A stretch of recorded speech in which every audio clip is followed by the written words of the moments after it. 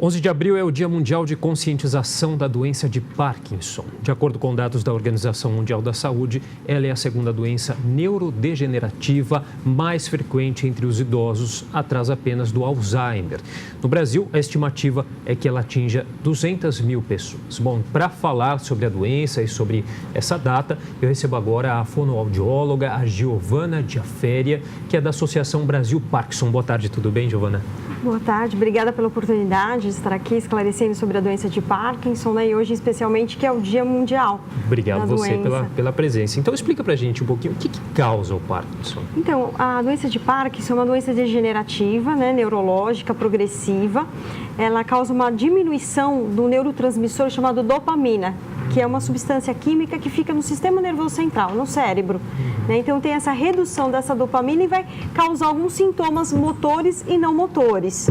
Né, os sintomas motores que ela mais manifesta e é mais conhecida, que é o tremor, né, o tremor de repouso, que o paciente fica como se fosse contar um remédio, contar o dinheiro. Né, então, ele fica com aquele tremorzinho, quando ele faz algum movimento, ele para o tremor. Além do tremor, tem a lentidão dos movimentos, então ele fica mais lentificado para pentear o cabelo, lentificado para sair e entrar dentro do carro, para pegar um copo de água e levar até a boca, para folhear o jornal, para fazer a barba, os homens. Então, essa dificuldade a gente chama de bradicinesia na medicina, que é a lentidão dos movimentos.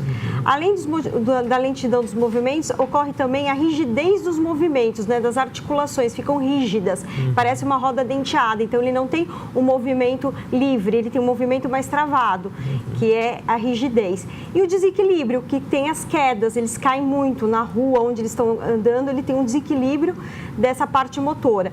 E os sintomas não motores, os sintomas como a depressão, a diminuição do olfato e o sono, né, a alteração do sono. Esses três sintomas acontecem 20 anos antes de manifestar os sintomas motores da doença de Parkinson.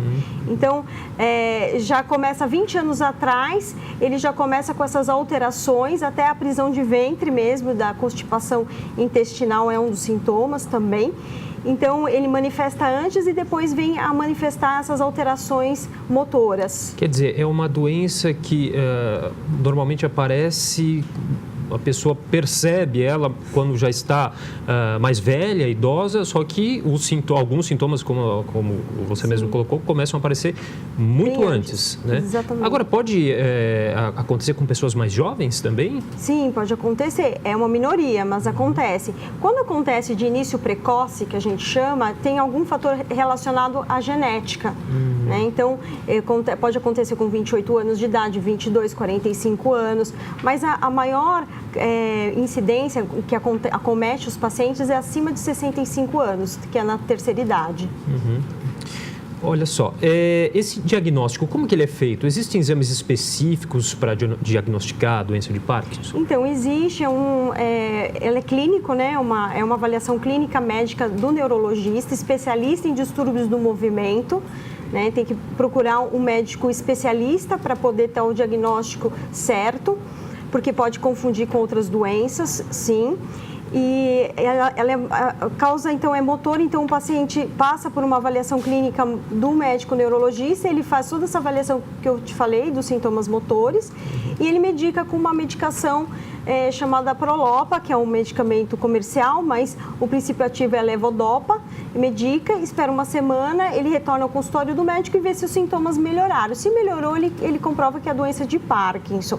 Existem os exames por imagem para excluir outros tipos de doença, ou causada por um derrame cerebral, um traumatismo craniano, uma alteração vascular do sistema nervoso. Então, ele faz alguns exames por imagem só para exclusão de outras doenças. Agora, é difícil fazer estimar o quantas pessoas têm essa doença, doutor? E por quê? Existem, então, estudos que falam que 10 milhões de pacientes, de pessoas no mundo diagnosticados com doença de Parkinson, e somente no Brasil 200 mil pessoas já têm diagnóstico de doença de Parkinson. Então, é uma segunda doença maior degenerativa. A primeira é a doença de Alzheimer e segundo vem a doença de Parkinson. Então, ela tem estágios da doença de Parkinson. Ela vai numa escala que a gente chama escala Hoehn-Yahr, que vai de 1 a 5. O paciente pode se apresentar numa consulta médica em qualquer estágio da doença. Né? Então, aqueles que estão mais antenados e procuram o diagnóstico quanto antes, ele pode começar já no estágio 1 da doença. Mas ele pode procurar o médico qualquer estágio da doença e ele chega até o consultório médico. Agora, essa dificuldade, às vezes, de estimar quantas pessoas sofrem com essa doença, pode ser por ela ser confundida com algumas outras doenças? Isso acontece? Olha, eu já recebi, inclusive na Associação Brasil Parkinson, pacientes com erro de diagnóstico com hidrocefalia, né? Que a hidrocefalia também dá uma manifestação de lentidão dos movimentos. E aí o paciente ser submetido a colocar uma válvula dentro do cérebro, diagnosticando então uma hidrocefalia. E quando fui ver, os movimentos não condiziam com o diagnóstico. Ou a esclerose lateral miotrófica já apareceu muito essa troca de diagnóstico. Então, por isso que é importante procurar um especialista na área do Parkinson, da doença de Parkinson. Agora, qual a importância que tem terapias como a fonoaudiologia, a fisioterapia, a terapia ocupacional no tratamento dessa doença? Então, as terapias, elas se somam para melhorar, para complementar na qualidade de vida do paciente. Então, é uma doença que ela é incurável, não tem cura por enquanto, mas ela é totalmente controlável, totalmente tratável. Então, se o paciente procurar tomar medicação corretamente, né, fazer o tratamento fisioterápico para manter a independência motora, dele não ficar dependente de andador, dependente de bengala, ir para uma cadeira de rodas tão rapidamente. Então, ele faz atividade física, ele faz fisioterapia para manter esses movimentos motores dele. E a fonoterapia que vai ajudar na parte da comunicação, porque ele vai perdendo o volume da voz, vai ficando reduzido, baixo, as pessoas não vão compreendendo o que ele está dizendo, ele vai se afastando do meio social, vai aumentando, vai piorando aquela depressão dele, porque ele perde esse convívio, porque as pessoas não conseguem compreender, ele vai perdendo interesse de se comunicar. E, além disso, afeta a deglutição, a parte de engolir o alimento, até mesmo a saliva. Então, se ele fazer um acompanhamento certinho, né, de fisioterapia, fonoterapia, apoio psicológico para enfrentar a doença de Parkinson, a parte nutricional também, porque eles vão tendo perda de massa muscular. Alguns, como tem muito tremor, o tremor ou o movimento involuntário, que é o efeito colateral do uso prolongado da medicação do Parkinson, eles têm os movimentos involuntários, que a gente chama de discinesia. Isso cansa muito eles têm uma perda de peso. Então, o acompanhamento nutricional é muito importante também. Agora, apesar de a doença não ter cura, a medicação, ela é capaz de pelo menos, amenizar a progressividade desses sintomas? Sim, ela ajuda a retardar a progressão. Controlar melhor os sintomas, né? O tremor que atrapalha muito o paciente na escrita, ele não consegue escrever, não consegue assinar um cheque. Então, esse tremor consegue controlar, mas atualmente eu estive em congressos fora, principalmente na Alemanha, o que mais foi falar sobre atividade física, como sobre exercícios de reabilitação, isso que retarda a progressão e até diminui o uso da medicação. Tem uma questão também, não estava pautada aqui na nossa entrevista, mas com relação a trabalhar a parte psicológica, até porque eu acho que tem uma questão de preconceito ainda também com a doença, né, doutora? Sim, porque as pessoas não estão informadas dessas manifestações, até dessa lentidão deles, né? Então, essa lentidão, eu tive paciente já que foi em estágio de futebol, na saída trava, né? Prende a marcha, que é um dos outros sintomas, que é o freezing, que é o congelamento da marcha.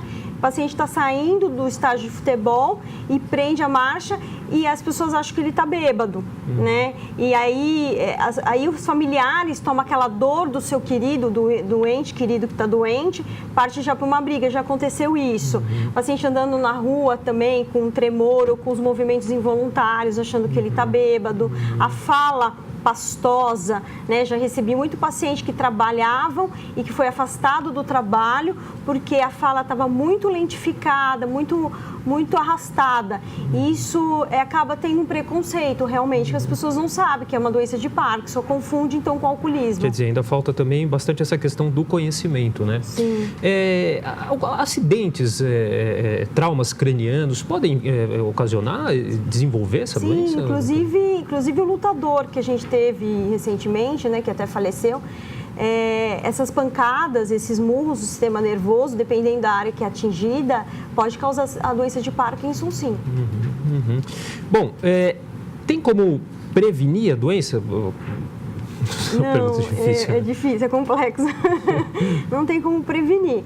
Mas existem estudos que, por exemplo, a cafeína protege, aumenta a transmissão dopaminérgica, o dopamina é o que está diminuído na doença de Parkinson. Então, eles falam que a cafeína, a nicotina é protetor. Alguns anti-inflamatórios, até o ácido úrico, quem tem, protege contra a doença de Parkinson. Então, são alguns estudos, algumas linhas de pesquisa que hoje está em desenvolvimento, mostrando que isso pode ser um neuroprotetor, mas não existe. O que eu vi uma tese defendida até recentemente na USP foi a escolaridade. Quanto mais escolaridade a pessoa tem, mais ela tem reserva cognitiva, mais ela tem uma rede neural trabalhando. Isso também previne contra doenças degenerativas, como a doença de Parkinson. Então, pessoas que estão sempre aprendendo língua nova, instrumento musical novo, alguma atividade nova, isso faz com que aumente a parte cognitiva dele e até seja uma prevenção para doenças degenerativas. Doutora, explica um pouquinho para a gente o que é a Associação Brasil Parkinson. A Associação Brasil Parkinson é uma instituição filantrópica mantida pelos próprios pacientes com a doença de Parkinson. Então, eles associam, pagam uma taxa e tem todos os tratamentos, fisioterápico, fonoterapia, terapia ocupacional, psicologia, nutrição, aulas de artes. Então, eles vão desenhar, eles vão pintar para diminuir o tremor, aula com coral.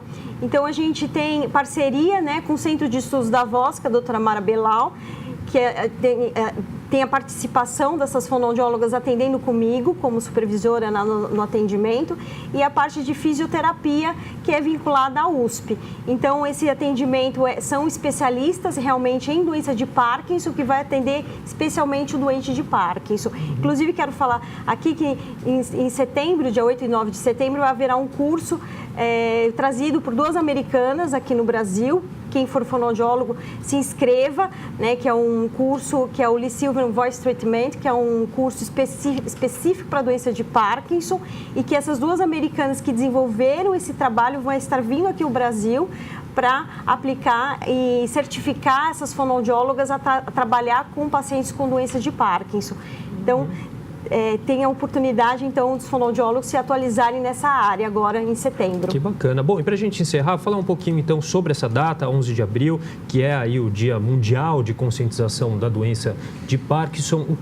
Qual que é o objetivo principal desse dia? O que é preparado nessa data? Então, é uma data que é conscientizada em todo o Brasil, né? Então, a gente tem várias associações espalhadas em vários estados do Brasil, né? Quem descobriu e descreveu a doença de Parkinson foi James Parkinson, né, em 1817. Ele descreveu toda a doença de Parkinson e é comemorado, conscientizado hoje porque é a data de aniversário dele. Então, é feito palestras, workshops, divulgação em todo o Brasil para que as pessoas idosas identifiquem seus sintomas motores e vão em busca de um tratamento adequado. Né? Para quê? Para que ela possa ter cada vez mais independência motora de fazer suas atividades. Porque o paciente tratado, ele é visto como uma pessoa normal. Ele vai ter pequenas limitações, mas ele é visto como uma pessoa normal. A pessoa que não é tratada, ela já vai ficar confiada numa cadeira de rodas e até mesmo no leito. Tá certo, tá bom. Queria agradecer a participação aqui da fonoaudióloga Giovana Diaféria, que é da Associação Brasil Parkinson. Muito obrigado pelos esclarecimentos. Eu que agradeço. Obrigada.